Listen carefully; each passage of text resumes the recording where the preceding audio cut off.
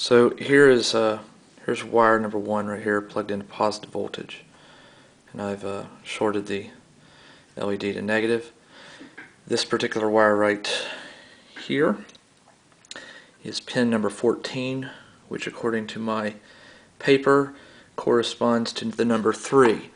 So I will go up here, push 3, and hope the LED lights up. Ah, look at that. And just to try another one, I'll pull it out, put in wire 13, which corresponds to button number 6. Here's 6, and it lights up. So it's working.